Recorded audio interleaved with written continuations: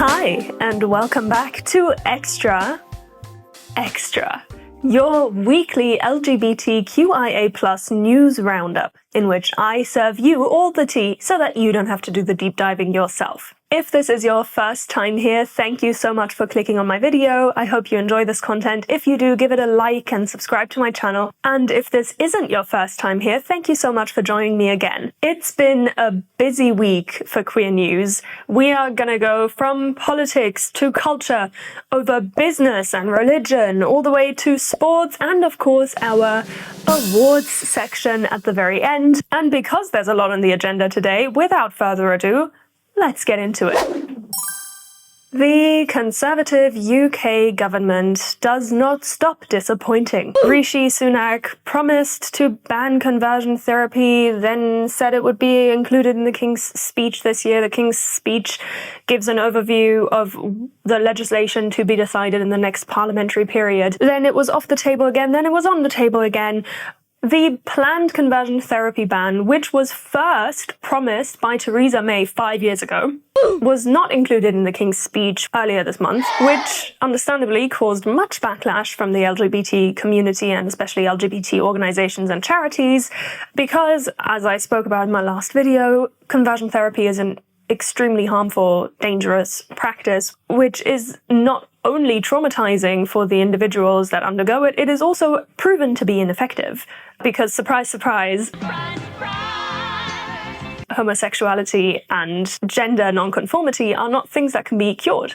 And so after all of the recent backlash, now it has been included in parliamentary session, and a bill named the Conversion Therapy Prohibition (brackets Sexual Orientation and Gender Identity) bill will be introduced later on this month. Once the bill has been introduced, it's also publicly available. You can read what it says. I, for one, am going to be reading it. I really want to see and understand what this conversion therapy ban means and whether it is inclusive to all, be it conversion therapy to cure homosexuality or to cure transgender identities, whichever. It's important that it is a blanket ban and not one that excludes any one of these things. I, for one, have lost all respect for the entire Tory government. I think we've all learned at this point that they are not to be trusted or believed. They never do anything that's good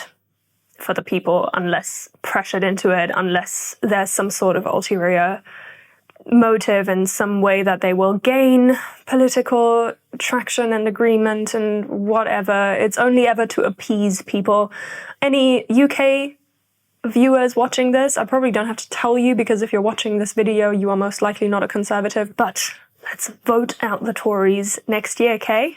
The director of Hungary's National Museum has been fired over claims that he made LGBTQ+ content available to minors. In Hungary, it is law that any material that is available to children must be free of LGBTQ+ content and ideology. And this year's World Press Photo Exhibition, which takes place at Hungary's National Museum, includes a series of photographs by Filipina photographer Hannah Reyes Morales, which depict a community of LGBTQ+ seniors who live together and take care of each other, and there's pictures of them kissing and cuddling and in drag, and it is very much LGBTQ+ content. And because the museum did not ID check visitors before going to the gallery, it's been determined that the museum director has broken Hungarian law. I am shocked that there is anti-LGBT legislation actively being enforced in an EU country. I know that there's been a lot of backlash and resistance from other EU countries and the EU Parliament due to these laws, but nonetheless, this is the first time that the World Press Photo Exhibition has been censored in Europe ever.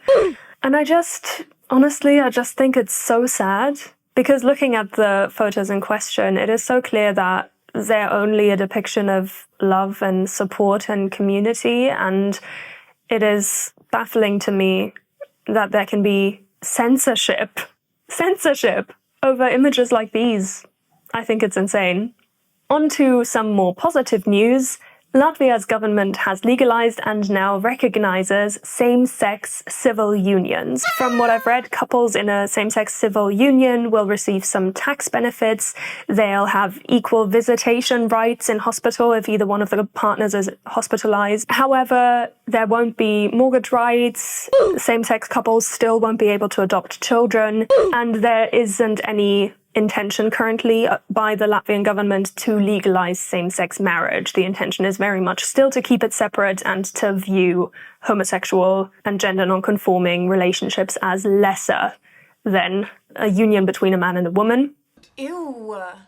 However, it's an important first step in a historically very conservative country towards inclusion and acceptance and diversity, and the law is set to come into effect mid-2024, so roughly 7, 8, 9 months from now. Finishing off our politics segment for today, we are hopping over the pond to the USA. Do I start with the good or the bad news? Let's start with the good news. Yeah, let's start with the good news.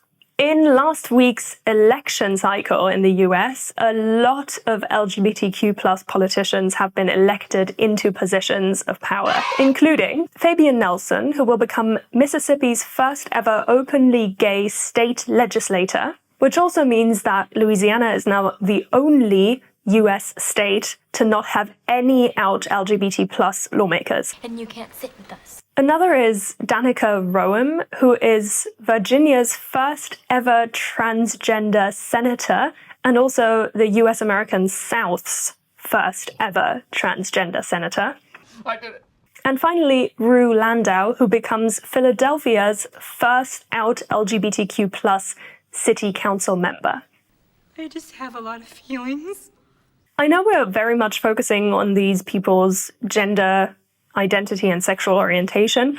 Obviously, I feel like sometimes this has to be said, these are also three-dimensional human beings who have been working as politicians for years and years. Them being LGBTQ plus is obviously not the only thing about them that is important. Actually, it's probably a thing that is only marginally important in terms of their political decision-making, but it is important in terms of representation and in terms of acceptance.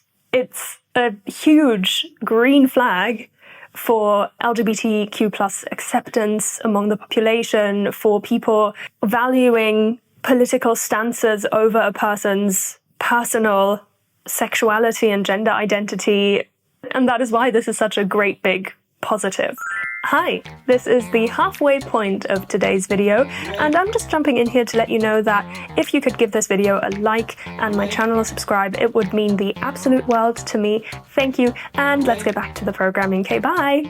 Which does unfortunately bring us onto some very sad news.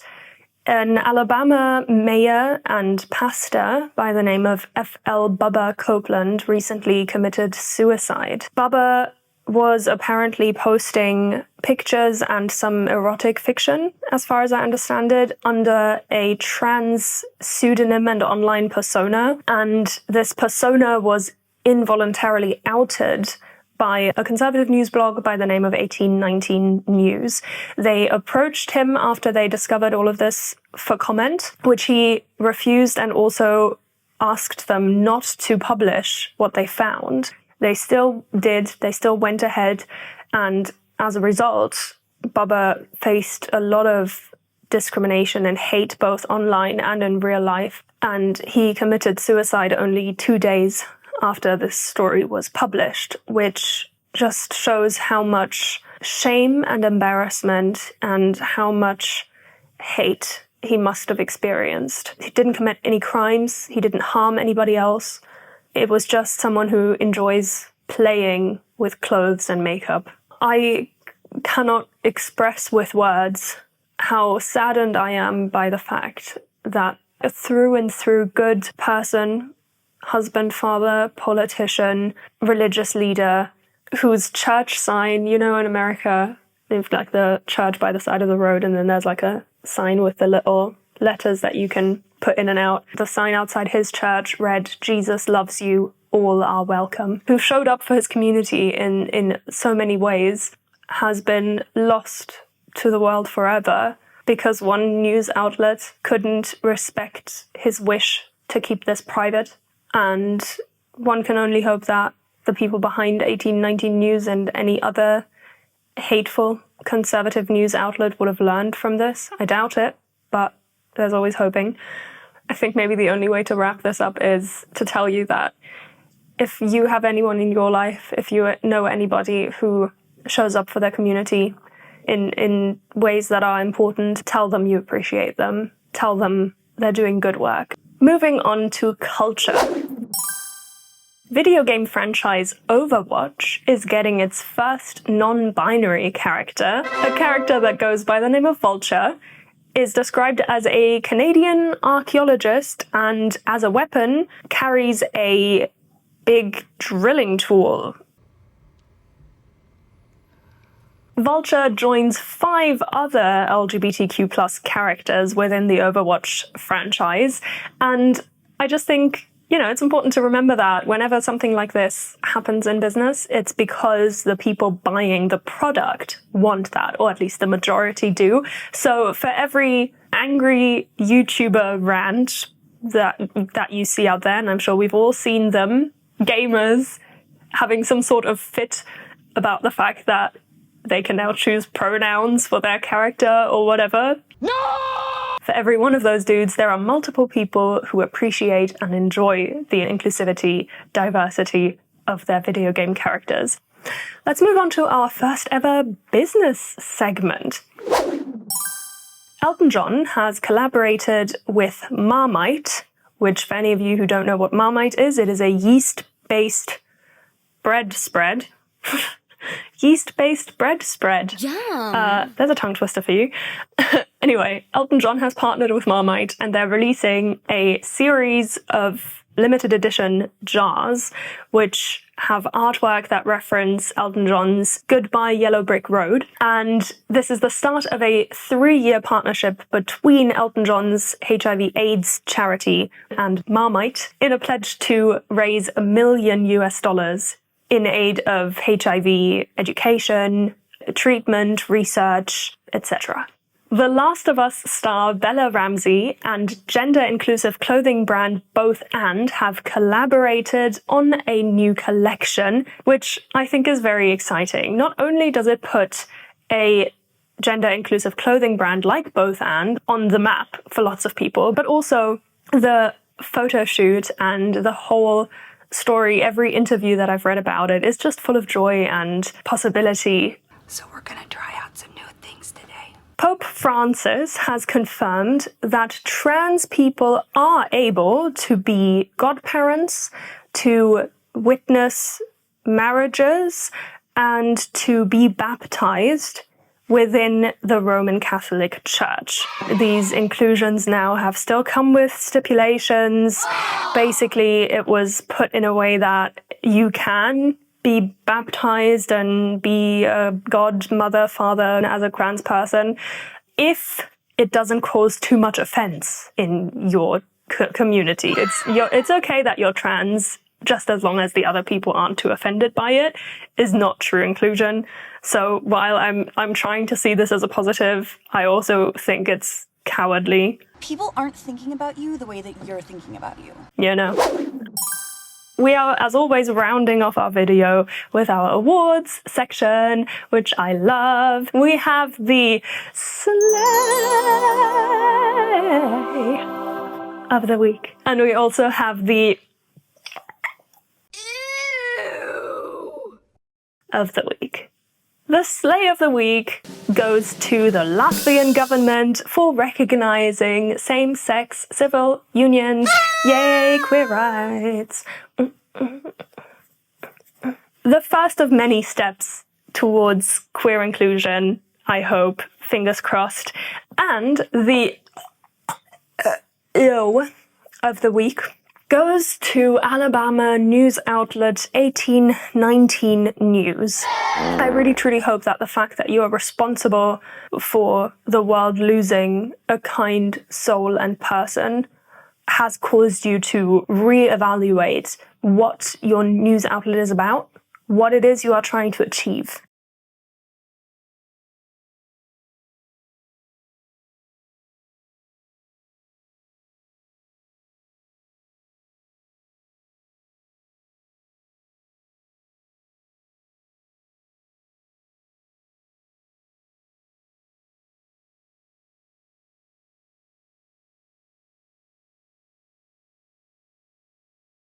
I hate so much about the things that you choose to be.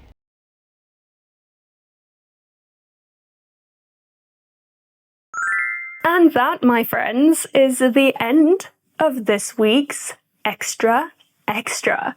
Thank you so much for joining me. Thank you for watching until the very end. If you're new to this series, go watch my previous videos, like, subscribe, share this with your friends if you enjoyed it, and I'll see you next time. Bye!